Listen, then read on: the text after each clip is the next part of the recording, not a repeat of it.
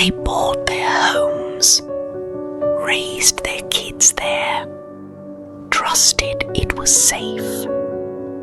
But beneath their feet, something had been buried. The question is, what exactly was down there? Because for years, nothing seemed wrong. No warnings, no signs, just a neighborhood like any other. Kids in the streets, families in the yards.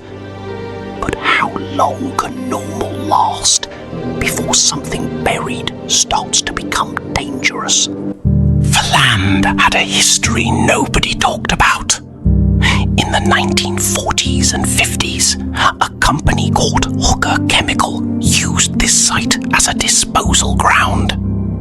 Barrel after barrel, drum after drum, buried and forgotten. Then they sold the land and never told anyone why it was left there. By the mid-1970s, residents started to notice things. Puddles that didn't dry, basements with strange residue on the walls, children coming home with chemical burns on their skin, miscarriages, seizures, rare cancers. Something was wrong. Something far worse than anyone imagined.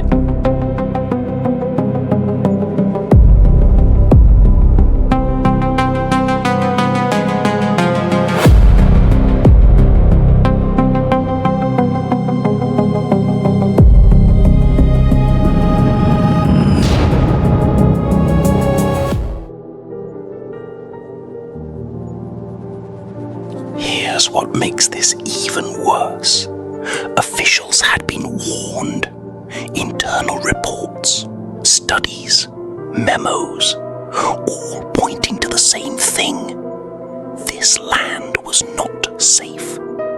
But no one told the families living there. Why didn't anyone act? Because they knew. They knew and they stayed silent.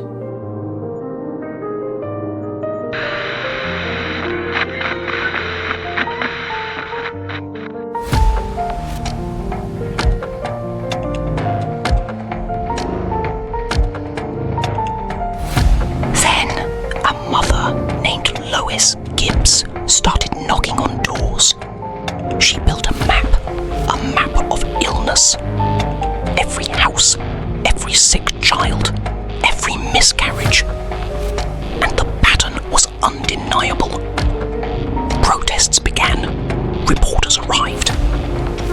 The neighborhood that once felt safe had become a national scandal.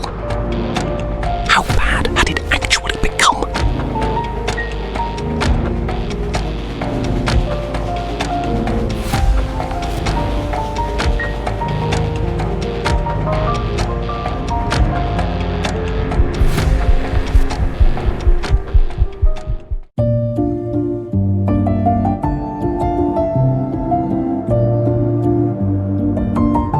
In August 1978, President Carter declared a federal emergency. 800 families were told to leave. Their homes worthless. Their neighborhood condemned.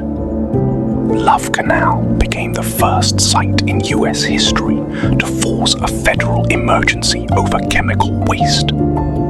It would never be the same.